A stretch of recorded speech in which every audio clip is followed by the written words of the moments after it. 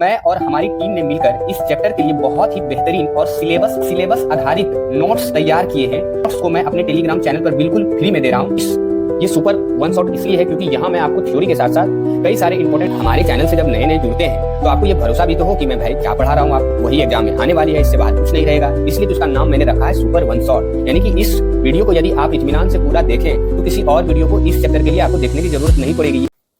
Hello मेरे प्यारे विद्यार्थियों, की हाल चाल। बच्चों, अगर आप कक्षा 10वीं के छात्र हैं और रसायन विज्ञान का चैप्टर 1 जो रासायनिक अभिक्रिया एवं समीकरण आपको मुश्किल लग रहा है तो आज का यह वीडियो आपके लिए बहुत ही जरूरी होने वाला है। इस वीडियो में हम इस चैप्टर के सुपर वन शॉट में पढ़ने वाले हैं। यानी हर एनसीईआरटी का टॉपिक, हर जरूरी परिभाषा, हर प्रकार की अभिक्रिया और परीक्षा में पूछे जाने वाले महत्वपूर्ण प्रश्न, सब कुछ इस एक वीडियो में हम कवर करने वाले हैं। तो बच्चों चलिए बिना देर किए इस क्लास को शुरू करते हैं। बच्चों, वीडियो में आगे बढ़ने से पहले मैं आप लोगों को बता दूं कि मैं और हमारी टीम ने मिलकर इस चैप्टर के लिए बहुत ही बेहतरीन और सिलेबस आधारित नोट्स तैयार किए हैं जो आपको आसानी से समझ में आएंगे। इस नोट्स को मैं अपने टेलीग्राम चैनल पर बिल्कुल फ्री में दे रहा हूं, तो चाहे तो आप हमारे टेलीग्राम चैनल से जुड़ करके इस नोट्स को प्राप्त कर सकते हैं और टेलीग्राम चैनल का लिंक इस वीडियो के डिस्क्रिप्शन में दे दिया गया है, तो वहां से आप हमारे टेलीग्राम चैनल से जुड़ सकते हैं। तो चलिए अब इस क्लास को शुरू करते हैं। जैसा कि आप जानते हैं इस चैप्टर का नाम है रासायनिक अभिक्रिया एवं समीकरण। तो जैसा कि आप देख सकते हैं आपका सबसे पहला और प्यारा टॉपिक है रासायनिक अभिक्रिया। तो सबसे पहले हम लोग समझने की कोशिश करेंगे कि आखिर रासायनिक अभिक्रिया क्या होती है। तो बच्चों मैं आपको सिंपल में ये समझाऊं ना, तो रासायनिक अभिक्रिया बेसिकली वह अभिक्रिया होती है जिसमें दो अलग अलग पदार्थ मिल करके आपस में एक नया पदार्थ बनाते हैं और उस नए पदार्थ का गुण जो होता है वो पहले के पदार्थ से बिल्कुल अलग होता है। आइए इस परिभाषा को पढ़ करके मैं अच्छे से समझाने की कोशिश करता हूं। यानी जब दो या दो से अधिक पदार्थ आपस में मिलकर एक या एक से अधिक नए गुण वाले पदार्थों का निर्माण करते हैं तब उसे रासायनिक अभिक्रिया कहते हैं। तो बच्चों रासायनिक अभिक्रिया के बारे में यहाँ बातें ये कहा जा रहा है कि जब दो अलग अलग पदार्थ, जैसे आप एग्जांपल से समझें कि मान लें कि ये ए और बी दो अलग अलग पदार्थ हैं, जब ये दो अलग अलग पदार्थ आपस में मिलेंगे तो ये दोनों साथ में मिलकर के ए बी यानी कि एक नए पदार्थ को बनाएंगे और इस नए पदार्थ का जो गुण होगा वो इन दोनों के पदार्थों से बिल्कुल अलग होगा और इस तरह की अभिक्रिया को ही हम लोग रासायनिक अभिक्रिया कहते हैं। तो सबसे पहले मैं चैप्टर का थीम बता देना चाहता हूं। जैसा कि आप जानते हैं इस चैप्टर का नाम है रासायनिक अभिक्रिया एवं समीकरण। तो सबसे पहले आपने रासायनिक अभिक्रिया के बारे में जान लिया। अब इन्हीं रासायनिक अभिक्रिया के बारे में हम लोग बहुत सारी बातें अंदर यानी कि इस चैप्टर में आगे जाकर के पढ़ेंगे। यहाँ आपको केवल यहाँ रासायनिक अभिक्रिया क्या होती है ये समझा कि जब दो अलग अलग पदार्थ आपस में मिलते हैं तो एक नया पदार्थ बनता है और उस नए पदार्थ का गुण जो है वो पहले के पदार्थ से अलग होता है। इस तरह की अभिक्रिया को ही रासायनिक अभिक्रिया कहते हैं। तो आइए इसे और थोड़ा अच्छे तरीके से अलग वे में एग्जाम्पल के साथ समझे तो चीजें जो है आसानी से समझ में आएगी। जैसे आप सपोज करें कि हाइड्रोजन और ऑक्सीजन जब आपस में मिलता है तो आप जानते हैं क्या बनाता है, H2O बनाता है यानी कि जल बनाता है। तो यहाँ आप हाइड्रोजन की जो अवस्था है वो गैस है और ऑक्सीजन भी जो है वो गैस है, लेकिन ये H2O जो नया पदार्थ बन रहा है ये बिल्कुल अलग इन दोनों से है क्योंकि ये जल है। तो आप ये देख सकते हैं इस एग्जाम्पल से कि हाँ रासायनिक अभिक्रिया में दो अलग अलग पदार्थ मिल करके एक नया पदार्थ बनाता है और उस पदार्थ का गुण जो है वो पहले वाले पदार्थ से बिल्कुल अलग होता है और इस तरह की अभिक्रिया को ही रासायनिक अभिक्रिया कहते हैं। जैसा कि आप जानते हैं रासायनिक अभिक्रिया में समीकरण है इस चैप्टर का नाम। तो अगला जो टॉपिक है हमारा वो है रासायनिक समीकरण। तो रासायनिक समीकरण क्या होता है इसे अब हम लोग यहाँ समझेंगे। तो सबसे पहले मैं आप लोगों को बता दूं कि रासायनिक अभिक्रिया मैंने आपको जो पीछे बताया कि जब दो अलग अलग पदार्थ मिलते हैं और एक नया पदार्थ बनाते हैं उसे रासायनिक अभिक्रिया कहते हैं। लेकिन उसी रासायनिक अभिक्रिया में जो पदार्थ शामिल हो रहा है उसी के संकेत और सूत्रों को बना करके जो हम एक समीकरण को तैयार करते हैं यानी उस अभिक्रिया को दर्शाते हैं तो उसे ही बेसिकली रासायनिक समीकरण कहा जाता है। आइए इसको अच्छे से समझते हैं। तो किसी रासायनिक अभिक्रिया को रसायनों के प्रतीकों या सूत्रों के रूप में निरूपित करना रासायनिक समीकरण कहलाता है। उदाहरण से समझिए, पीछे मैंने बताया कि जब हाइड्रोजन ऑक्सीजन के साथ अभिक्रिया करता है तो यह जल बनाता है। तो ये तो एक रासायनिक अभिक्रिया हुआ कि भाई हाइड्रोजन है, ऑक्सीजन है, मिल करके क्या बना रहा है, जल बना रहा है। अब इसको हमको समीकरण में लिखना है तो क्या कर सकते हैं, तो हाइड्रोजन की जगह इसका जो सूत्र होता है H2, इसको लिख सकते हैं। ऑक्सीजन की जगह इसका जो सूत्र होता है O2, और जल का जो सूत्र होता है H2O, इसको लिख करके इस पूरे जो अभिक्रिया को हम दिखा रहे हैं, यही जो चीज है, इसी को रसायन शास्त्र में रासायनिक समीकरण के तौर पे जो है वो देखा जाता है। बस बेसिकली हम लोग यहाँ करते ये हैं कि रसायनों का जो प्रतीक है, यानी कि संकेत है या फिर सूत्र है, इन दोनों का प्रयोग करते हैं और एक समीकरण तैयार करते हैं, उसी को हम रासायनिक समीकरण कह देते हैं। अब इस रासायनिक समीकरण को और सूचनापूर्ण बनाने के लिए इसमें और सारी चीजें हम डालते हैं, यानी कि अलग से लिखते हैं, दर्शाते हैं। जैसे कि आप सपोज करें कि यहाँ आप ये G और ये G और ये L देख पा रहे होंगे। अब इसका कहने का मतलब ये हुआ कि यहाँ ये स्पष्ट पता चल रहा है कि हाइड्रोजन जो है ना वो गैसीय है, यानी कि वो गैस है। यहाँ ऑक्सीजन जो है ना वो भी एक गैस है, और यहाँ L यानी कि लिक्विड जो दर्शाया जा रहा है, यानी कि ये जो H2O है ये एक जल है। यही अभी यदि ये नहीं रहता तो आप कैसे ये जान पाते हैं कि हाइड्रोजन ऑक्सीजन जो है वो गैसीय अवस्था में है। वैसे तो आप हाइड्रोजन ऑक्सीजन के बारे में बातें पहले से जान रहे होंगे तो बता देंगे कि भाई गैस है, लेकिन यदि आप नहीं जान रहे तो कैसे बताएंगे कि उसकी अवस्था गैसीय ही है या जल की अवस्था द्रव ही है।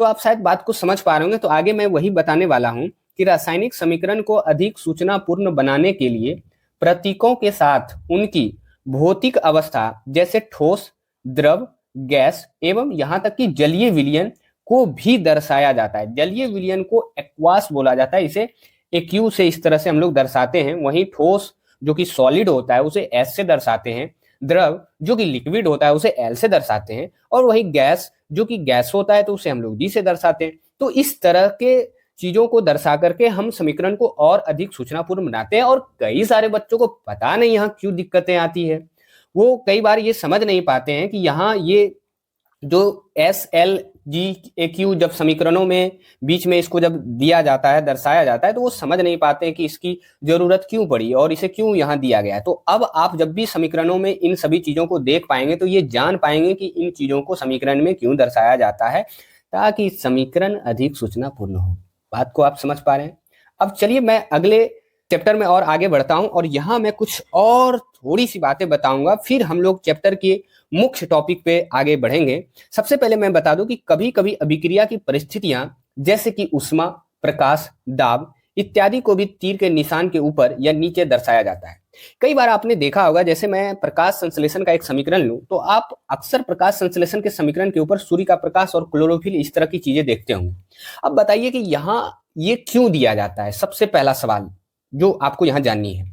तो सबसे पहले मैं आप लोगों को बता दूं कि प्रकाश संश्लेषण का पहले समीकरण क्या होता है। तो ये कार्बन डाइऑक्साइड है, ये जल है, फिर इधर आपका ग्लूकोज और ये इधर ऑक्सीजन बनता है। लेकिन क्या आप जानते हैं कि इस तरह की ये जो कार्बन डाइऑक्साइड और ये जल जो आपस में अभिक्रिया करेगी, बिना सूर्य के प्रकाश का ये अभिक्रिया हो ही नहीं सकता। और अक्सर आप सुनते होंगे कि पौधे जो हैं बिना सूर्य के प्रकाश के भोजन बना ही नहीं सकते। यदि उन्हें सूर्य का प्रकाश नहीं मिले तो वो भोजन नहीं बना सकते, ये सभी जानते हैं। तो इसलिए यहां आप एक परिस्थितियां देख पा रहे हैं कि यहाँ जो ये अभिक्रिया होगी कार्बन डाइऑक्साइड और जल में, यहाँ सूर्य का प्रकाश का होना बहुत बहुत जरूरी है।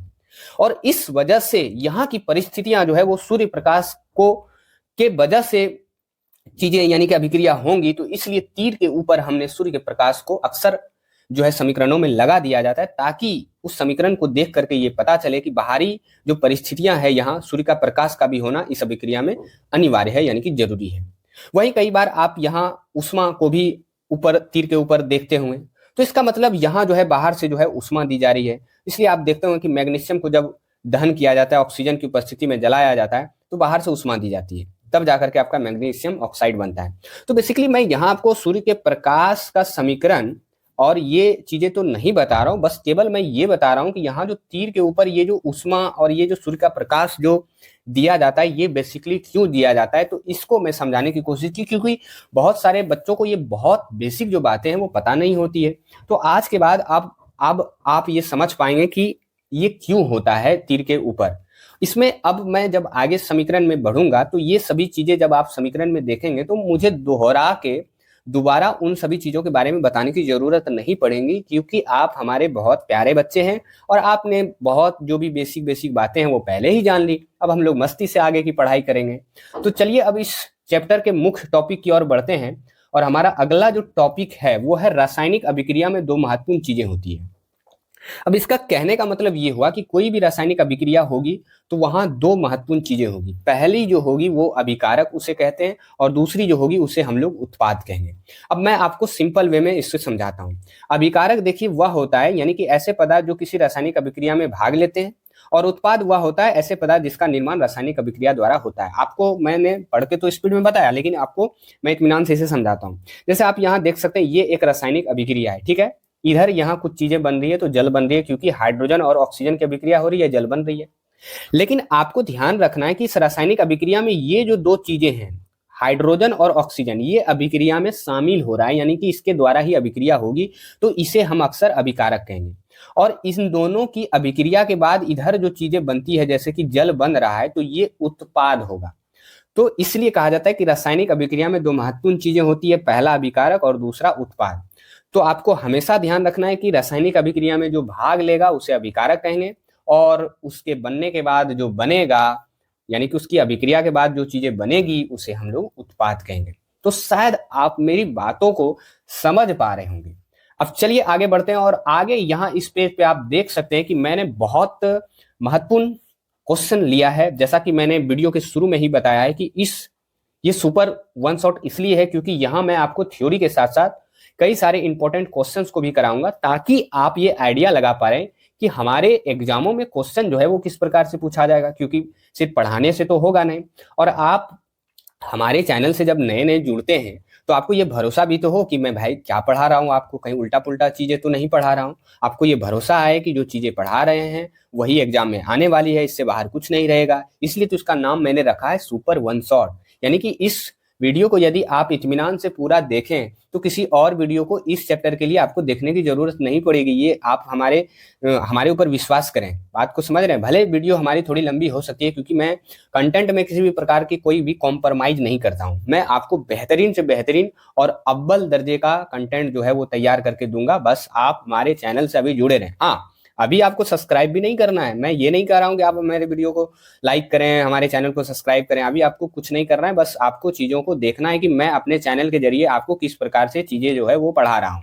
हाँ, आगे चल करके यदि आपकी इच्छा हो, लगे कि हमारे जो ये बड़े भैया हैं वो बहुत ही मेहनत कर रहे हैं हमारे लिए, हमें बहुत सारी चीजें अच्छे से बता रहे हैं, तब जाकर के आप खुशी से हमारे चैनल को सब्सक्राइब कर सकते हैं, वीडियो को लाइक भी कर सकते हैं, और अपने दोस्तों में इनके बारे में बता भी सकते हैं, ताकि आपके साथ साथ आपके दोस्त भी जो हैं वो भी इस तरह की चीजों का लाभ लें।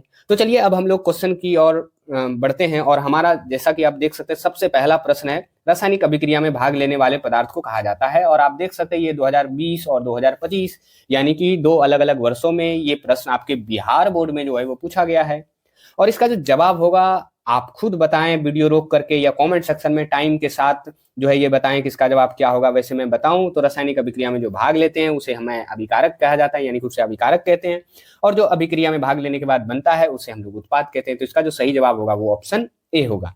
अब दूसरा जो प्रश्न है वो सब्जेक्टिव टाइप का है, ये भी आप देख सकते हैं 2025 में बिहार बोर्ड में पूछा गया है। और ये प्रश्न है कि रासायनिक समीकरण से प्राप्त होने वाली 3 सूचनाओं को लिखें। यानी कि रासायनिक समीकरण को जो हम लोग लिखते हैं उससे कौन सी महत्वपूर्ण 3 सूचनाएं प्राप्त होती है। तो इसका जवाब आपको कुछ इस प्रकार से लिखना है। सबसे पहले कि रासायनिक समीकरण से प्राप्त होने वाली 3 सूचनाएं निम्नलिखित इस प्रकार हैं, जिसमें आपको पहला बताना है कि कौन कौन से पदार्थ अभिक्रिया में भाग ले रहे हैं। यानी कि समीकरण से ये पता चलता है कि भाई इस अभिक्रिया में जो भाग ले रहा है वो कौन ले रहा है।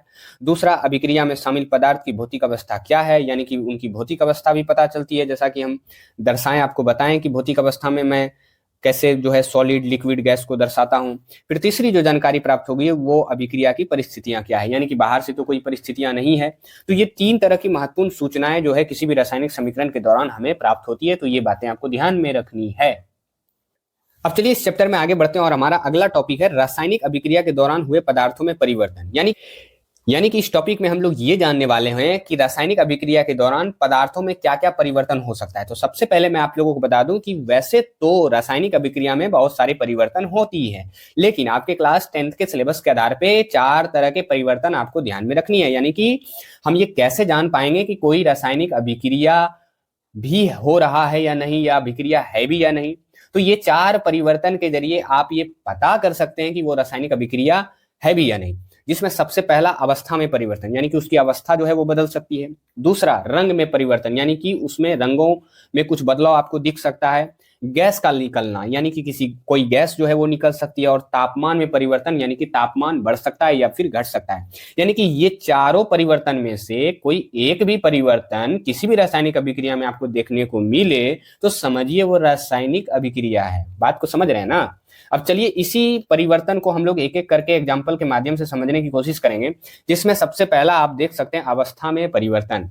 वैसे देखा जाए तो रासायनिक अभिक्रिया के दौरान पदार्थ की अवस्था बदल सकती है, यानी कि रासायनिक अभिक्रिया के दौरान पदार्थ की अवस्था बदल सकती है। एग्जाम्पल से समझिए, यहां आप देख सकते हैं ये हाइड्रोजन है, ये ऑक्सीजन है, ये दोनों ने अभिक्रिया किया, जैसा कि आप अभिकारक में शामिल है, यानी कि अभिकारक जो अभिक्रिया में शामिल हो, यानी कि ये अभिक्रिया कर रहा है। लेकिन यहां मैं देख पा रहा हूं कि इन्होंने उत्पाद में जल बनाया, तो इसकी अवस्था आप देख सकते हैं, इसकी अवस्था गैस, इसकी भी अवस्था गैस, लेकिन इसकी अवस्था जल जो कि लिक्विड है। तो यहां से आप ये अनुमान लगा सकते हैं कि हाँ, किसी भी रासायनिक अभिक्रिया के दौरान अवस्था में परिवर्तन हो सकता है। बस आप यहाँ ये जो दो है एक्स्ट्रा लगा हुआ और ये भी जो दो है एक्स्ट्रा लगा हुआ, ये संतुलित का मामला है, जिसे मैं आगे इसी चैप्टर में क्लियर करने वाला हूं। अभी फिलहाल आप हाइड्रोजन और ऑक्सीजन पे ध्यान दें। अब आगे जो हमारा दूसरा परिवर्तन है वो रंग में परिवर्तन है। तो मैं आप लोगों को बता दूं कि कुछ रासायनिक अभिक्रियाएं ऐसी होती हैं जो अभिक्रिया के दौरान रंग परिवर्तन दिखाती है, यानी कि कई सारी अभिक्रियाएं हैं जहां आपको रंग में बदलाव देखने को मिलेगा। आइए एग्जाम्पल से समझते हैं। तो सबसे पहले आप कॉपर सल्फेट, जैसा कि आप यहाँ देख सकते हैं ये कॉपर सल्फेट है, यानी कि पहले ही मैंने बताया कि विलियन के फॉर्म में चीजें हो तो उसे हम एक्यू में दर्शाते हैं, जिसे एक्वास बोलते हैं। और यहाँ यदि एक्यू अभी नहीं लगा होता तो आप कैसे समझते हैं कि कॉपर सल्फेट विलियन है, कि ये क्या है। जैसा कि आप देख सकते हैं ये आपका कॉपर सल्फेट है इसमें, जो कि नीले कलर का है। ठीक है, अब इस कॉपर सल्फेट में आप देख सकते हैं Fe यानी कि लोहा को मिलाया, यानी कि किसी भी लोहा, जैसे आप ये ब्लेड देख सकते हैं, इस ब्लेड को इसमें जो है वो डाल दिया, जो कि सॉलिड फॉर्म में है। लेकिन आप इधर देखेंगे तो आयरन सल्फेट बना रहा है और फिर यहाँ जो है कॉपर जो है वो बन रहा है। लेकिन यहाँ ध्यान देने वाली बात यह है कि यहाँ ये जो कॉपर सल्फेट था इसका विलियन जो था वो कलर था नीला, लेकिन जैसे ही इसमें आयरन यानी कि लोहे की चीजों को मिलाते हैं तो ये आयरन सल्फेट बनाता है और इसका कलर देख सकते हैं आप, हल्का हरा हो जाता है। तो इस अभिक्रिया के दौरान आप ये समझ सकते हैं कि हाँ भाई, रासायनिक अभिक्रिया के दौरान रंगों में भी परिवर्तन हो सकता है। तो ये आपको ध्यान रखना है कि कॉपर सल्फेट के विलयन में लोहे की चीजों को मिलाने पर आयरन सल्फेट बनाया और फिर तांबा जब बनाया तो यहाँ जो कलर जो है वो थोड़ा हल्का हरा हो गया। वैसे ये विस्थापन टाइप की अभिक्रिया है जो कि मैं इसी अध्याय में आपको बताऊंगा। फिलहाल मैं यहाँ रंग में परिवर्तन किस प्रकार से होता है इस टॉपिक के बारे में समझा रहा हूं, तो आपको ज्यादा चीजें जो है भी गौर नहीं करनी है क्योंकि कंफ्यूज हो जाइएगा। अब चलिए मैं अगले परिवर्तन की बात करूं, लेकिन अगले परिवर्तन के बारे में बात करने से पहले यहाँ कुछ क्वेश्चन जो है मैंने लिया है ताकि मैं इत्मीनान से आपको ये हमेशा समझाता रहूं कि मैं जो आपको पढ़ा रहा हूं वो बिल्कुल सिलेबस आधारित है और एग्जाम पर्सपेक्टिव से ये चीजें बनाई गई है। यहाँ से डायरेक्ट आपके एग्जाम में क्वेश्चन आएगा, बस आप चीजों को अच्छे से देखें और हर तरह के प्रयास मैं आपके लिए इस तरह से करता रहूंगा। आपको ये नोट्स भी मैं फ्री में ही दे रहा हूं जो कि आप हमारे टेलीग्राम चैनल से जुड़ करके ले सकते हैं। यहाँ आप देख सकते हैं सबसे पहला प्रश्न हमारा 2018 में पूछा गया है आपके बिहार बोर्ड में और ये ऑब्जेक्टिव टाइप के प्रश्न है जिसमें यह कहा जा रहा है कि एक कांच प्रखनली में लिए गए विलयन में एक लोहे की कील को डुबाया गया। आधे घंटे के बाद यह देखा गया कि विलयन का रंग परिवर्तित हो चुका है। उस जांच प्रखनली में विलयन था। यानी कि इसका कहने का मतलब ये हुआ कि वही जो पीछे मैंने आपको बताया कि एक जांच चल रही है, उसमें आप सोचे कि एक विलयन लिया गया, विलयन पता ही नहीं है कि कौन सा है। उसमें ये क्या करता है भाई, लोहे का कील डाल दिया। लोहे का कील डाला तो देखता है कि आधे घंटे के बाद यह देखता है कि विलयन का रंग परिवर्तित हो चुका है। तो उस जांच प्रखनली में विलयन कौन था, यानी कि पहले वाला विलयन कौन था, तो आप सभी जानते हैं कि वो विलयन कॉपर सल्फेट ही हो सकता है, क्योंकि कॉपर सल्फेट में ही लोहे की कील जब डालते हैं तो आयरन सल्फेट बनता है। उसका कलर जो कि पहले नीला था और धीरे धीरे क्या होता है, हरा हो जाता है। तो इसका जो सही जवाब होगा वो आपका ऑप्शन ए होगा, क्योंकि प्रखनली में विलयन था पूछ रहा है, यानी कि पहले जो था। ठीक है, तो ये ध्यान रखना। अब दूसरे प्रश्न की ओर चलें तो ये भी 2019 और 2025 इसी वर्ष आपके बिहार बोर्ड में पूछा गया, जो कि सब्जेक्टिव टाइप का प्रश्न है कि जब लोहे की कील को कॉपर सल्फेट के विलयन में डुबोया जाता है तो विलयन का रंग क्यों बदल जाता है। वैसे ये चीजें आपको हो सकती है, इस क्वेश्चन को अभी फिलहाल आप उतनी अच्छी तरीके से ना समझ पाए, लेकिन मैं समझाने की कोशिश करता हूं कि लोहे की कील कॉपर सल्फेट के विलयन से कॉपर को विस्थापित कर देता है और आयरन सल्फेट बनाता है। यानी कि कॉपर सल्फेट का जो विलयन था ना, वहां से विस्थापित कर देता है कॉपर को और आयरन उसके जगह बैठ करके आयरन सल्फेट बना देता है। क्योंकि कॉपर जो है ना, वो लोहा से कम अभिक्रियाशील है। यानी कि एक तरह से सिंपल समझे ना, तो लोहा यहाँ बेचारा बहुत ज्यादा ताकतवर है और कॉपर जो है ना, वो बहुत ही कमजोर है, बेचारा दुबला पतला है, अकेले रहता है। तो इसलिए जैसे आयरन आया तो कॉपर को वहां से भगा दिया, बोला भाग यहाँ से तू। और जैसे बेचारे को भगाया तो वो आयरन सल्फेट बनाया, और बनने के कारण कॉपर सल्फेट का जो गहरा नीला रंग था वो मलिन होता हो जाता है और हल्के हरे रंग में बदल जाता है। उसका समीकरण आप यहाँ देख सकते हैं, जो कि पीछे ही मैंने आपको बताया। तो यहाँ से आप शायद मेरी बातों को ये समझ पा रहे होंगे कि किस प्रकार से हमारे बोर्ड एग्जाम में पूछा जाता है और मुझे अपनी तैयारी किस तरह से करके रखनी है। अब चलिए नेक्स्ट अवस्था की बात करें तो गैस का निकलना, यानी कि नेक्स्ट परिवर्तन की बात करें रासायनिक अभिक्रिया के दौरान तो वो है गैस का निकलना। तो कुछ अभिक्रियाएं कुछ गैसों को निकाल करके अपनी अभिक्रिया पूरी करती है। एग्जाम्पल से आप समझें, यहाँ लेड नाइट्रेट मैंने लिया है, ठीक है, और ये सॉलिड फॉर्म में है। इस पे आप उष्मा दें तो जैसे आप यहाँ देख सकते हो उष्मा दिया गया है। अभी यदि पीछे मैंने इसके बारे में नहीं बताता तो आप ये सोचते हैं कि यहाँ उष्मा ऊपर कैसे आ गया। अब जब इस पे उष्मा दिया जाता है तो ये लेड ऑक्साइड में टूटता है, फिर आपका नाइट्रोजन डाइऑक्साइड गैस में, और फिर एक ऑक्सीजन गैस निकलती है। तो इस तरह से चीजें टूटती है। लेकिन आपको गौर यहाँ ये करना है कि क्या इसमें कोई गैस निकल रही है? निकल रही है। ये आप देख सकते हैं ऑक्सीजन भी निकल रही है और नाइट्रोजन डाइऑक्साइड जिसका कलर भूरे रंग का होता है, ये दो गैसें निकल रही है। तो इससे ये साबित होता है कि हाँ, रासायनिक अभिक्रिया के दौरान गैस भी निकल सकती है। अब चलिए चौथे परिवर्तन की बात करें तो तापमान में परिवर्तन, यानी कि कुछ अभिक्रियाओं में अभिक्रिया के दौरान, यानी अभिक्रिया के बाद या अभिक्रिया के दौरान तापमान में हमेशा कुछ बदलाव होता है। तापमान बढ़ या घट सकता है। यानी कि यहां हम जानेंगे कि तापमान कई बार बढ़ सकता है, कई बार घट सकता है। एग्जाम्पल से समझते हैं, कैल्शियम ऑक्साइड जो कि चूना है, इसको जल के साथ यदि आप मिलाएं तो ये कैल्शियम हाइड्रोक्साइड बनाता है, जिसको बुझा हुआ चूना भी कहते हैं। और इसके साथ साथ यहाँ क्या निकलेगी तो उष्मा निकलेगी, यानी कि टेम्परेचर बढ़ रहा है। और इससे ये पता चलता है कि हाँ भाई, रासायनिक अभिक्रिया के दौरान तापमान में भी परिवर्तन हो सकता है।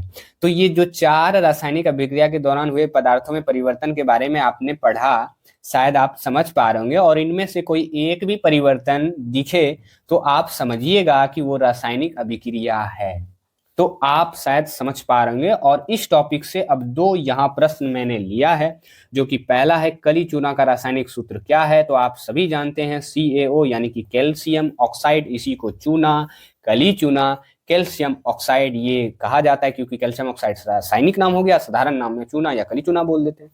वहीं नाइट्रोजन डाइऑक्साइड के धुएं का रंग होता है, जैसा कि आपने गैस में बताया था कि उसका कलर होता है भूरा। और ये आप देख सकते हैं, ये 2016 और ये 2024 में प्रश्न पूछा गया था। अब आगे बढ़ते हैं और यहां आप देख सकते हैं, सबसे पहले क्रियाकलाप एक देखेंगे जो कि आपकी NCERT 1.1 की है, जिसमें हम मैग्नीशियम रिबन को वायु में दहन करेंगे। यानी कि मैग्नीशियम रिबन का वायु में दहन, यानी कि जलाएंगे। दहन का मतलब होता है जलाना, रिबन का मतलब फीता। कोई भी मैग्नीशियम का एक फीता लीजिए, उसको जलाइए। लेकिन मैं आपको बताता हूं इसको कैसे करना है। सबसे पहले यहां देख सकते हैं ये बर्नर है, इसमें आप देख सकते हैं ये एक चिमटा लिया गया है और इसमें ये जो आप देख सकते हैं यही मैग्नीशियम रिबन है। जब इसको जलाएंगे, वायु की उपस्थिति में ही जलेगा तो इसका बुरादा जो है यहाँ इस बर्तन में इकट्ठा होगा, और इस बर्तन में जब इकट्ठा होगा तो इस बुरादे को हम बोलेंगे मैग्नीशियम ऑक्साइड। लेकिन यहाँ ध्यान देने वाली बात यह है कि ये जब जल रहा होता है ना, तो उस समय जलते समय इसमें सफेद चमकदार एक ज्वाला जो है वो बेहतरीन उत्पन्न होती है। और यही से आपके एग्जाम में प्रश्न भी पूछा जाता है, जिसको मैं आगे आपको बताऊंगा अभी। तो इस क्रियाकलाप को देखें तो जब मैग्नीशियम रिबन को हवा, यानी कि हवा में कोई भी चीज जलाएंगे ना, तो आप समझिएगा कि वो ऑक्सीजन से अभिक्रिया करेगा। क्योंकि हवा में वैसे तो बहुत सारी गैसें हैं, नाइट्रोजन भी है, ऑक्सीजन भी है, कार्बन डाइऑक्साइड भी है, आर्गन भी है, सबसे अधिक तो नाइट्रोजन है। लेकिन इसमें अभिक्रियाशील, यानी कि जो अभिक्रिया करता है वो ऑक्सीजन करता है। तो जब भी हवा में कोई चीज जले तो समझिए वो ऑक्सीजन की उपस्थिति में जलेगा, यानी कि ऑक्सीजन से अभिक्रिया करेगा। में जलाया जाता है तो इससे सफेद चमकदार ज्वाला उत्पन्न होती है और MgO का एक सफेद पाउडर यानी मैग्नीशियम ऑक्साइड बनता है। उसका समीकरण आप यहाँ देख सकते हैं, Mg+O2, और यहाँ मैग्नीशियम ऑक्साइड बन रहा है। तो इस पेज पे मैंने आपको मैग्नीशियम रिबन को वायु में किस प्रकार से जलाते हैं तो क्या होता है उसके बारे में ध्यान रखना है कि यहाँ सफेद चमकदार ज्वाला जो है वो उत्पन्न होती है। अब चलिए आगे बढ़ते हैं और आगे जो अब हमारा अगला और नया टॉपिक है वो है संतुलित एवं असंतुलित रासायनिक समीकरण। यानी कि यहां अब हम संतुलित एवं असंतुलित रासायनिक समीकरण की बात करेंगे। सबसे पहले यहां आपको वीडियो रोक करके पीछे की चीजों को थोड़ा सा एक बार रिवीजन कर लेना है और फिर चीजों को आगे आपको जो है कंटिन्यू रखना है। तो आइए संतुलित रासायनिक समीकरण क्या होता है इसे फटाक से थोड़ा समझते हैं, क्योंकि ये बहुत ईजी है और सबसे प्यारा भी है। कि जिन रासायनिक अभिक्रियाओं के समीकरणों में अभिकारकों एवं उत्पादों दोनों तरफ तत्वों के परमाणुओं की संख्या बराबर रहती है उसे संतुलित रासायनिक समीकरण कहते हैं। तो सबसे पहले मैं आप लोगों को बता दूं कि ये एग्जाम्पल से समझें, तो आइए इसे अच्छे से एग्जाम्पल के साथ समझते हैं। तो सबसे पहले यहां बोल रहा है कि रासायनिक अभिक्रिया में जो समीकरण होता है उसके अभिकारक, अभिकारक यानी कि इस तरफ, उत्पाद यानी कि इस तरफ, दोनों तरफ जो तत्व होंगे उसमें जो परमाणु संख्या होगी, यदि वो परमाणु संख्या बराबर होगी तो वो समीकरण संतुलित है, और यदि बराबर नहीं होगी तो उसका उल्टा असंतुलित होगा। आइए चेक करते हैं। जैसा कि आप यहां देख सकते हैं, यहां आप देख सकते हैं कि H2 में यहां 2 दूनी 4 परमाणु है, यानी कि हाइड्रोजन 4 है। वहीं ऑक्सीजन अभिकारक में देखें तो 2 है, यानी कि अभिकारक के तरफ हाइड्रोजन 4 और ऑक्सीजन 2 है। अब यदि उत्पाद की तरफ देखें तो आप देख सकते हैं कि हाइड्रोजन यहाँ 2 दूनी 4 है, यानी कि यहाँ भी हाइड्रोजन 4 है। लेकिन वहीं ऑक्सीजन की बात करें तो ये 2 है, यानी कि ऑक्सीजन भी 2 है। और इस हिसाब से आप ये देख सकते हैं कि अभिकारक के तरफ भी हाइड्रोजन ऑक्सीजन बराबर और उत्पाद की तरफ भी हाइड्रोजन ऑक्सीजन बराबर, यानी कि ये जो समीकरण आप देख रहे हैं ना, ये बिल्कुल संतुलित रासायनिक समीकरण है। तो आपने संतुलित रासायनिक समीकरण को समझा कि अभिकारक और उत्पाद की तरफ दोनों तरफ तत्वों की परमाणु संख्या बराबर होगी तो वो संतुलित है, और दोनों तरफ नहीं होगी तो वो असंतुलित होगा। सेम असंतुलित रासायनिक समीकरण में उसी तरह का होगा, जैसे आप यहाँ डायरेक्ट ही आकर के समझ सकते हैं कि हाइड्रोजन देख सकते हैं 2 ही है, ऑक्सीजन देख सकते हैं 2 है। वहीं उत्पाद की तरफ देखें तो हाइड्रोजन 2 है लेकिन ऑक्सीजन 1 ही है। अब इसका मतलब ये जो असंतुलित रासायनिक समीकरण है, यानी कि ये असंतुलित है। अब इस असंतुलित रासायनिक समीकरण को संतुलित करना है। तो आप लोग से सबसे पहला सवाल यहाँ हमारा ये है कि क्या आप जानते हैं कि किसी भी असंतुलित रासायनिक समीकरण को संतुलित करना क्यों जरूरी है? काहे करेंगे संतुलित, बताइए। तो सबसे पहले एक जो आपका किताब में बताया गया है कि असंतुलित रासायनिक समीकरण को कंकाली समीकरण कहा जाता है, जिसका कोई अस्तित्व नहीं होता। यानी कि यदि मैं आपको समझाऊं ना कि आपका जो शरीर है वो कैसे मानते हैं कि वो शरीर है, सबसे पहले तो आपका कंकाल है, फिर उसके ऊपर मांस है, तो आप पूरा एक शरीर बोलते हैं। यदि केवल कंकाल ही रहे तो क्या आप उसको शरीर मानेंगे? उसको तो आप मुर्दा मानते हैं ना। उसी तरह से सेम बेचारा असंतुलित रासायनिक समीकरण का हाल है। ये बिल्कुल कंकाली टाइप का है, क्योंकि इसके ऊपर मांस ही नहीं है। अब मांस ही नहीं है तो ये कैसे अस्तित्व होगा? कोई अस्तित्व नहीं है। तो इसलिए हम लोग अक्सर ये करते ये हैं कि इसे बेचारे को ऊपर से मांस चढ़ा करके इसको संतुलित कर देते हैं। वैसे तो आइए अब अगले पेज से हम लोग रासायनिक समीकरण को संतुलित करना सीखते हैं कि किस तरह से हम किसी भी असंतुलित रासायनिक समीकरण को संतुलित कर सकते हैं। मैं आपको बता देता हूं कि ये जो बातें मैं आपको बता रहा हूं, बस आपको ध्यान रखना, बेहतरीन जुगाड़ लेकर के आया हूं, आप देख करके चीजों को संतुलित कर देंगे, ये मेरा पक्का वादा है। बस आप यहां चीजों को ध्यान से देखिएगा। अब सबसे पहले शुरू से शुरू करते हैं और बताते हैं कि ध्यान रखने योग्य बातें, यानी कि किसी भी रासायनिक समीकरण को संतुलित करने से पहले आपको 3 बातें ध्यान रखनी है। 3 बातों में सबसे पहला बात यह है कि जब भी नंबर लगाना है आगे लगाना है। यानी कि जब भी किसी भी रासायनिक समीकरण को आप संतुलित करें तो आपको जब भी नंबर लगाना है ना, तो आप यहां लगा सकते हैं या यहां लगा सकते हैं या यहां लगा सकते हैं। कभी भी आप नंबर को यहां लटका करके या यहां लटका करके या इधर कभी नहीं लगाना है आपको। ये आपको पहला बात ध्यान रखना है कि जब भी नंबर लगाना है तो आगे लगाना है। कई सारे बच्चे यही गलती करते हैं, नंबर लगाने में उल्टा पुल्टा लगा देते हैं। दूसरी बात है, आगे नंबर है तो सबका है। अब ध्यान रखना कि दूसरा बात कि आगे यदि नंबर है तो वो सबका होगा। यानी कि सपोज करें यहां तो वैसे नंबर है ही नहीं, यदि यहां नंबर मान लीजिए होता 2, तो ये जो है ना ये हाइड्रोजन का, वैसे तो यहां देखिए अकेला हाइड्रोजन है तो इससे बात आप समझ नहीं पाएंगे। आप ऐसे समझिए जैसे कि आप यहां देखिए 2 अलग अलग तत्व हैं, हाइड्रोजन भी ऑक्सीजन भी है। यदि नंबर यहां रहता तो ये नंबर हाइड्रोजन का भी है और ये नंबर आपके ऑक्सीजन का भी है, तो इसलिए इसका कहने का मतलब हुआ आगे नंबर है तो सबका होगा। ये ध्यान रखना है, ठीक है। कई बार होता है क्या है कि आगे जब नंबर रहता है तो बच्चे समझ ही नहीं पाते कि ये नंबर बेसिकली है किसका किसका। और तीसरा बात जो आपको ध्यान रखना है, वो लटका नंबर है तो सिर्फ उसका है। यानी कि ये जो लटका हुआ नंबर है, यहाँ तो वैसे एक ही है तो ये हाइड्रोजन का ही है, यहाँ एक ही है तो हाइड्रोजन का है, लेकिन यहाँ समझें ये जो H2 के नीचे लटका हुआ है, यानी कि H के नीचे लटका हुआ है, तो ये केवल H का है, ये ऑक्सीजन का नहीं होगा। और ये जो आगे का नंबर होता है ना, ये मल्टीप्लाई करके होता है। बात को आप शायद समझ पा रहे होंगे। तो 3 बातें आपको ध्यान रखनी है, जिसमें पहली बात ये है कि जब भी नंबर लगाना है आगे लगाना है, और आगे नंबर है तो सबका है, और लटका नंबर है तो सिर्फ उसका है। अब आपको थोड़ा अटपटा लग रहा होगा कि सर आप केमिस्ट्री पढ़ा रहे हैं कि ये क्या लटका फटका पढ़ा रहे हैं, लेकिन आप थोड़ा सा गौर फरमाएं और ध्यान रखें। आपको चीजें बिल्कुल मैं समझाने की कोशिश करता हूं, क्योंकि कई बार केमिस्ट्री में इस तरह के जुगाड़ लगा करके जो काम होता है ना, वो सिस्टम से नहीं हो पाता। तो चीजों को मैं थोड़ा इत्मीनान से आपको समझाता हूँ। जैसे सबसे पहले आप ये तो जान लें कि ये असंतुलित है या नहीं। तो जैसा कि आप देख सकते हैं, अभिकारक की तरफ हाइड्रोजन 2 है, ऑक्सीजन की तरफ भी हाइड्रोजन 2 है। इधर भी आप देख सकते हैं हाइड्रोजन 2 ही है और इधर भी ऑक्सीजन देख सकते हैं 1 ही है। यानी कि ये समीकरण जो है ये असंतुलित है, ये फाइनल है। अब इसको संतुलित करना है, तो संतुलित करने के लिए सबसे पहले आपको ध्यान रखना है कि उस पे ज्यादा ध्यान देना है जो असंतुलित है। जैसे कि यहाँ आप देख सकते हैं ऑक्सीजन इधर 2 है, ऑक्सीजन इधर 1 ही है, यानी कि इसकी 2 कमी है। तो अब इसमें हम नंबर लगाने की कोशिश करते हैं। तो एक स्टेप मैं आपको बढ़ा करके चीजों को अच्छे से बताता हूँ। जैसे ये सेम उतार लेते हैं और फिर यहाँ आप देख सकते हैं कि नंबर जब भी लगाएंगे इसमें तो हम यहाँ लगा सकते हैं, क्योंकि इधर तो लगाएंगे नहीं। बात को समझ रहे हैं? तो अब आप जरा ध्यान दीजिए कि इस 2 में यहाँ आप देख सकते हैं कि ठीक है ऑक्सीजन अब 2 हो गया, क्योंकि आगे नंबर सबका है, तो ये हाइड्रोजन का भी हो गया, ये ऑक्सीजन का भी हो गया।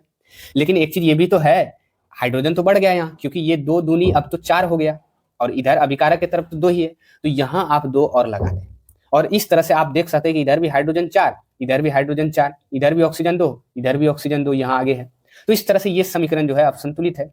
अब इसी समीकरण को मैंने यहाँ लिख दिया है। यहाँ आप देख सकते हैं ये जो समीकरण है ये बिल्कुल संतुलित समीकरण है। तो ये सबसे छोटा समीकरण था जिसको मैंने संतुलित करना आपको सिखाया। अब धीरे धीरे मैं इसी में आगे बढ़ता हूँ और कुछ और समीकरणों को मैंने यहाँ लिया है जिसको आपको संतुलित करके मैं बिल्कुल बताऊंगा। जैसे सबसे पहले आप देख सकते हैं यहाँ नाइट्रोजन 2 ही है, यहाँ हाइड्रोजन 2 है, फिर यहाँ नाइट्रोजन 1 है, हाइड्रोजन 3 है, यानी कि हाइड्रोजन 3 है और यहाँ हाइड्रोजन 2 ही है, यहाँ नाइट्रोजन 1 है, यहाँ नाइट्रोजन 2 ही है, यानी कि ये तो बिल्कुल दोनों तरफ का मामला गड़बड़ है। तो सबसे पहले हम क्या करते हैं कि यहाँ जो नाइट्रोजन 2 है ना, तो यहाँ मैं नाइट्रोजन 2 यहाँ लगाता हूँ। तो यहाँ आप देख सकते हैं कि नाइट्रोजन जब 2 मैंने लगाया तो आगे है तो नाइट्रोजन का भी हो गया, ये हाइड्रोजन का भी हो गया। तो अब आप जरा हमें बताएं कि नाइट्रोजन उत्पाद की तरफ कितना है, 2 ही है, जो कि यहाँ अब इसमें ध्यान दें तो ये 2 हो गया, ठीक है। नाइट्रोजन इधर भी बेचारा 2 ही है। वहीं हाइड्रोजन की बात करें तो ये हाइड्रोजन 3 दूनी 6, क्योंकि आगे है तो सबका है, तो इधर अब क्या हो गया, ये 6 हो गया और इधर अभी भी हाइड्रोजन क्या है, 2 ही है।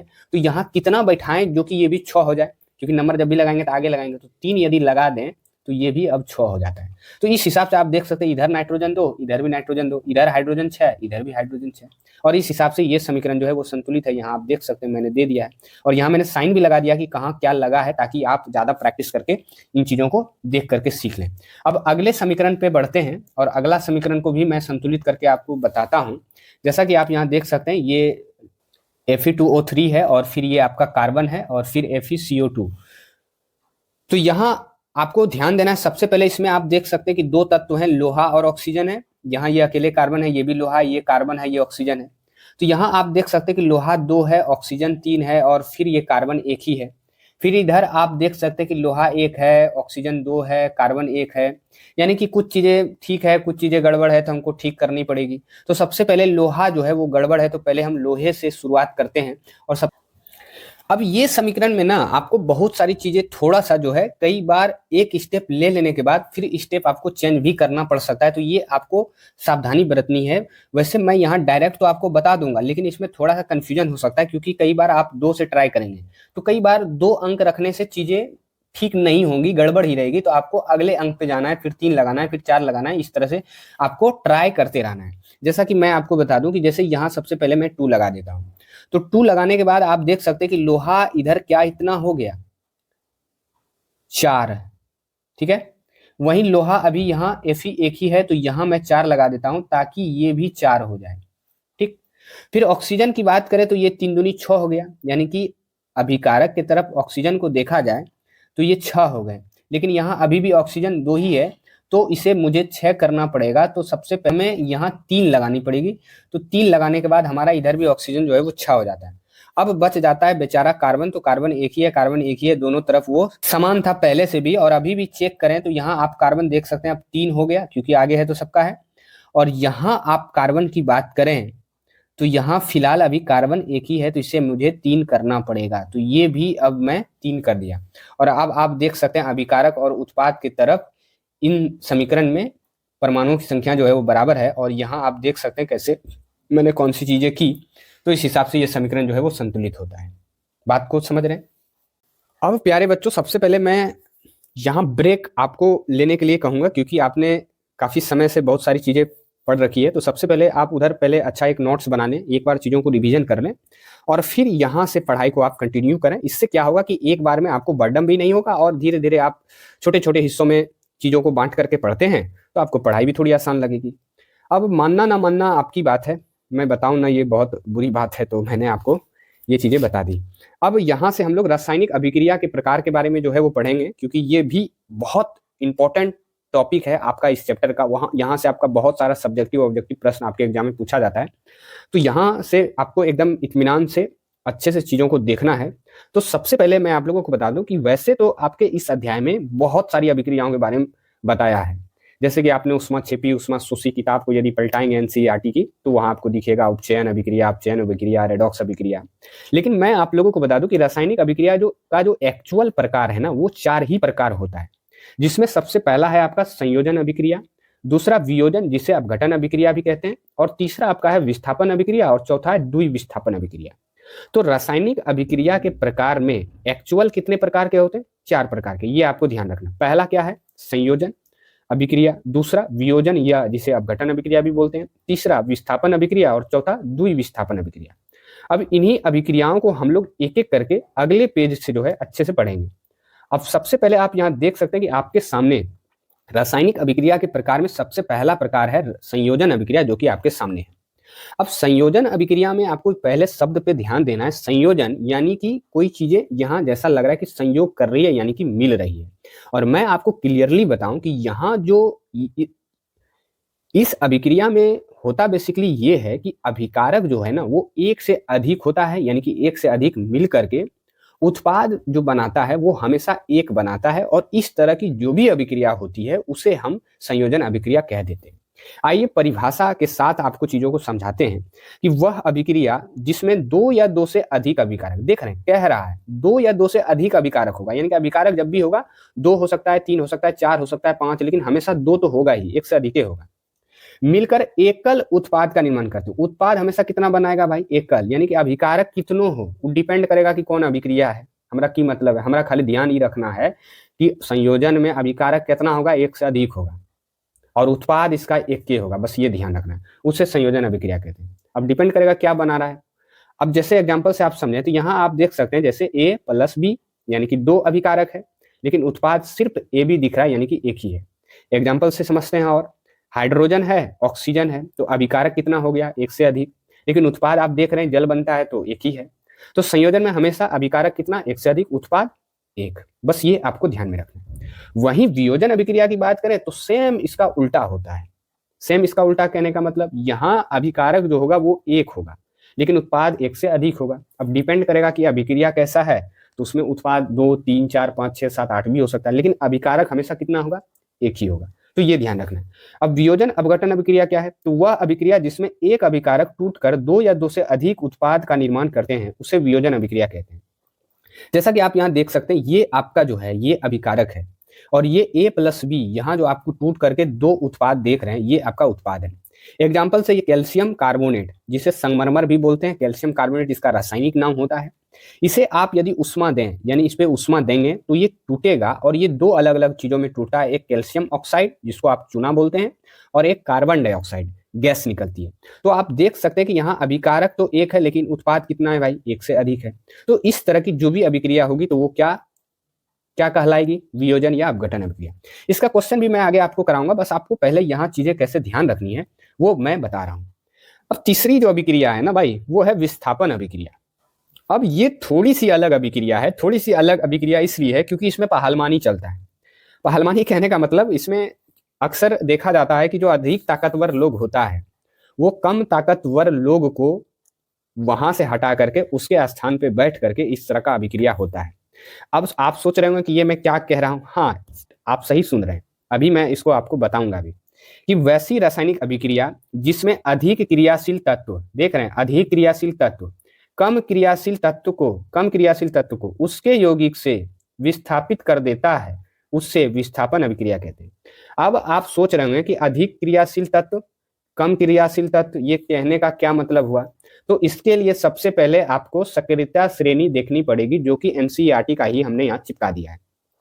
जैसा कि आप यहाँ देख सकते हैं कि ये जो पोटेशियम सबसे ऊपर दिख रहा है ये सबसे अधिक अभिक्रियाशील है और इसी को घटते हुए क्रम में इस तरह से सजा दिया है, इस तरह की श्रेणी बना दिया है। हेडिंग आप देख सकते हैं सक्रियता या अभिक्रियाशीलता। सिंपल आप साधारण शब्दों में ये भी कह सकते हैं कि यहाँ जो ये सबसे ऊपर चीजें आपको दिख रही ये सभी जो है बहुत पहलवान लोग हैं, बहुत ताकतवर लोग हैं। और जैसे जैसे आप नीचे चलते चले जाएंगे उसकी ताकत जो है वो घटती जाएगी, यानी कि ताकतवर में सबसे कम ताकतवर कौन है, यहाँ देख सकते हैं गोल्ड यानी कि सोना है, यानी कि ये सबसे कम अभिक्रियाशील है। तो आपको सबसे पहले ये ध्यान रखना है कि ये जो पोटेशियम है सबसे अधिक अभिक्रियाशील है, फिर सोडियम है, फिर कैल्शियम है, फिर मैग्नीशियम है, फिर एल्युमिनियम है, फिर जिंक है, फिर आपका लोहा है, फिर आपका सीसा है, फिर आपका हाइड्रोजन है, फिर आपका कॉपर यानी कि तांबा है, फिर आपका पारा यानी मरकरी है, फिर आपका सिल्वर यानी चांदी है और फिर आपका गोल्ड यानी कि सोना है। तो ये सक्रियता श्रेणी जो है आपको ध्यान रखना पड़ेगा और कौन सबसे अधिक अभिक्रियाशील है कौन सबसे कम है ये आपको ध्यान रखना है, तब जाकर के इस विस्थापन अभिक्रिया को आप बिल्कुल आसानी से समझ सकते हैं। जैसे आपको ये यहाँ अब मैं खटाक से समझा दूंगा। सबसे पहले आप देखिए इसमें होता क्या है कि पहले से कोई यौगिक होता है, जैसे सपोज करें कि ए बी कोई यौगिक है, अब सी एक अलग कोई तत्व है जो जिसको इसके साथ मिलाया गया। लेकिन यहाँ आप देख सकते हैं ये जो ए है बेचारा आप अकेले देख रहे हैं और बी के साथ सी चिपक गया। तो बी के साथ सी इसलिए चिपक पाया क्योंकि सी जो है वो अधिक ताकतवर था किससे, ए से, और इसको बोला कि भाग तुम यहां से, मैं अब बी के साथ बैठूंगा, मैं उसके साथ प्यार करूंगा, मैं उसके साथ शादी। अब ज्यादा दूर नहीं जाना है, आप टॉपिक में रहें। अब एग्जांपल से मैं आपको समझाऊं तो यहाँ आप देख सकते हैं ये जिंक है, ये कॉपर सल्फेट है।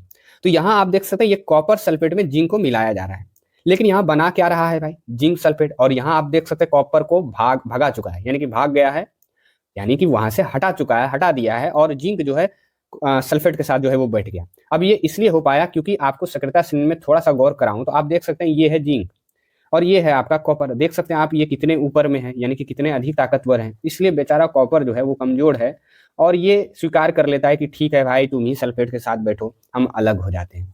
और आप लोग तो जानते ही हैं कि कमजोर लोग जो होते हैं उसको कौन ही पूछता है।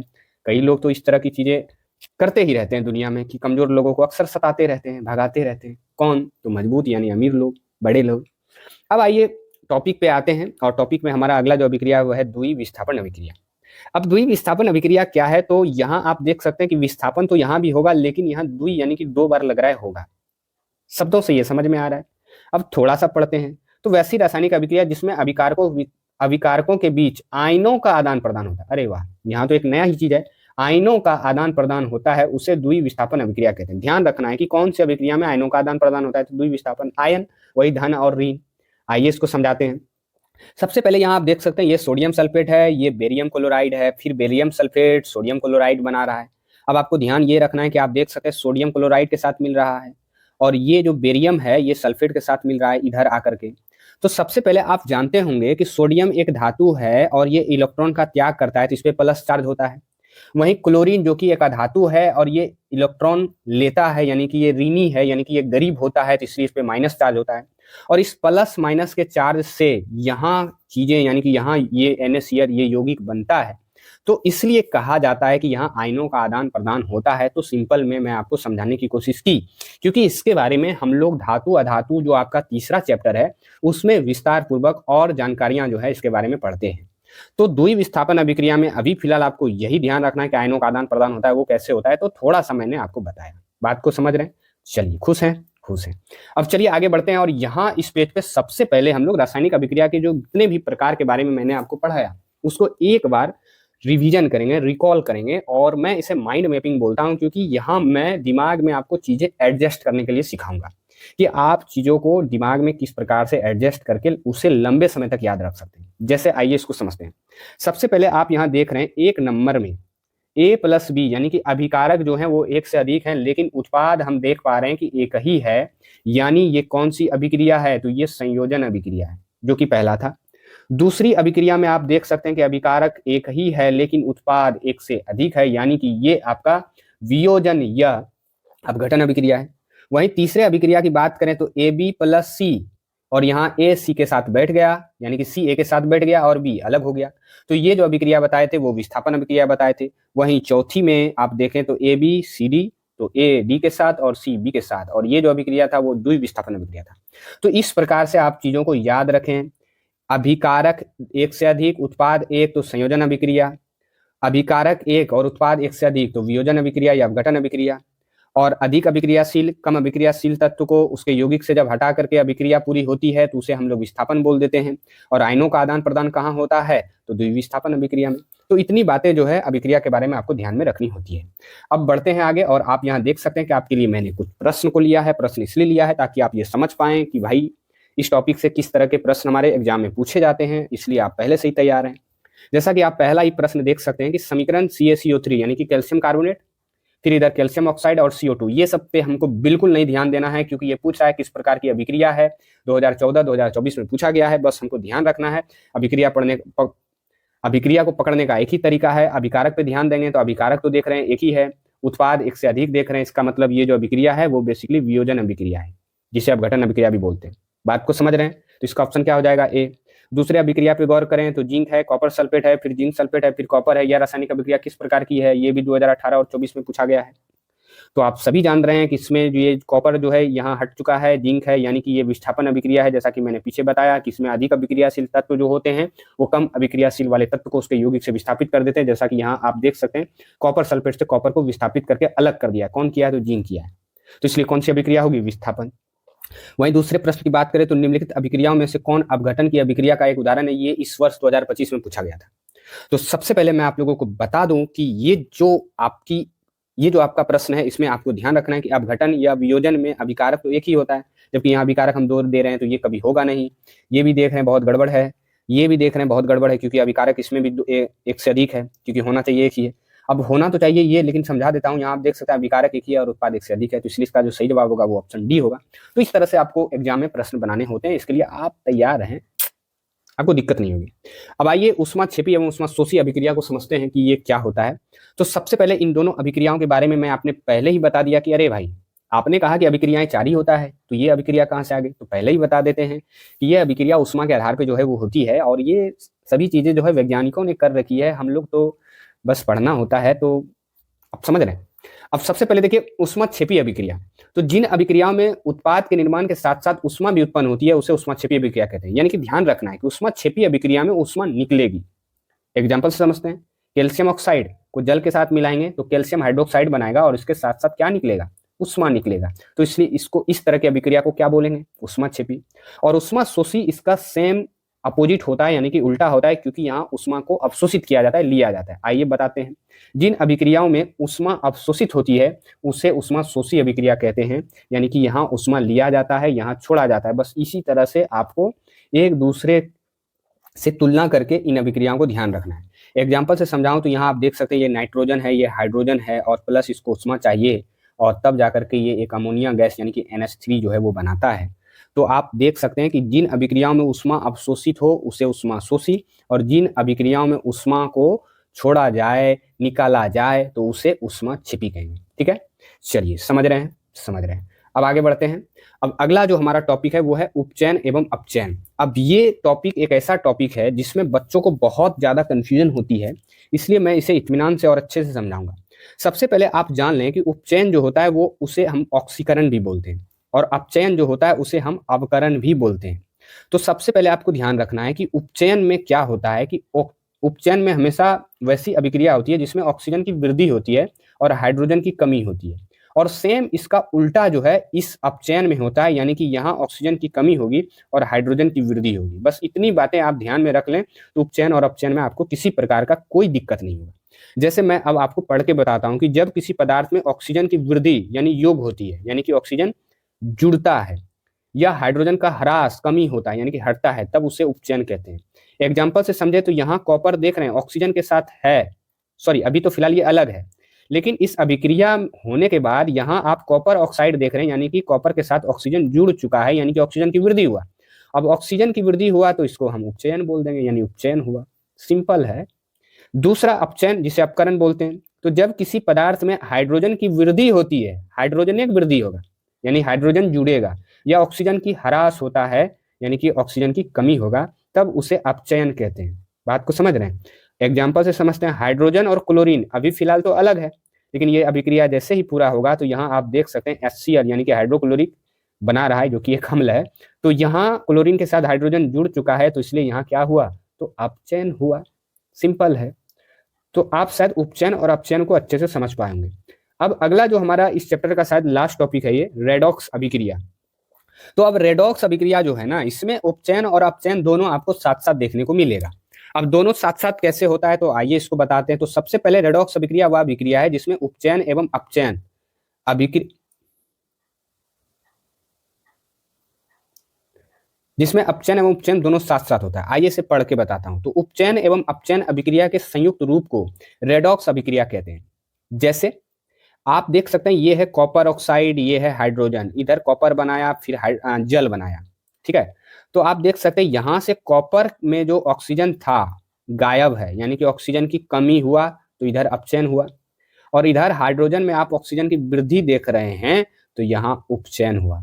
क्योंकि इस अभिक्रिया में इसका मतलब दोनों साथ साथ हमें दिखाई दे रहा है, तो इसलिए इसको हम क्या बोल देंगे, रेडॉक्स अभिक्रिया कह देंगे। तो ये भी बिल्कुल सिंपल है। और यहाँ अब मैंने 2 प्रश्न लिया है, जैसा कि आप एक प्रश्न 2025 और एक 2016 में पूछा गया। पहला प्रश्न है, वह अभिक्रिया जिसमें उत्पाद के बनने के साथ साथ उष्मा भी उत्पन्न होती है कहलाती है। तो आप सब जानते हैं उष्मा जिसमें निकले उष्मा छेपी, और उष्मा जिसमें अवशोषित हो उसे उष्मा शोषी, ठीक है। दूसरे प्रश्न पे गौर करें तो कॉपर ऑक्साइड है, फिर हाइड्रोजन है, फिर कॉपर है और फिर जल है, किस प्रकार की अभिक्रिया है। तो सबसे पहले आप ध्यान दें, ये जो कॉपर ऑक्साइड है, यहाँ आप देख सकते हैं कॉपर अकेले है, यानी कि ऑक्सीजन गायब है, गायब है यानी कि अपचयन हुआ।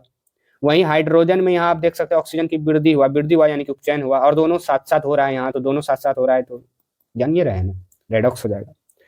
तो यहाँ से ये पूरा चैप्टर जो है हमारा वो समाप्त होता है।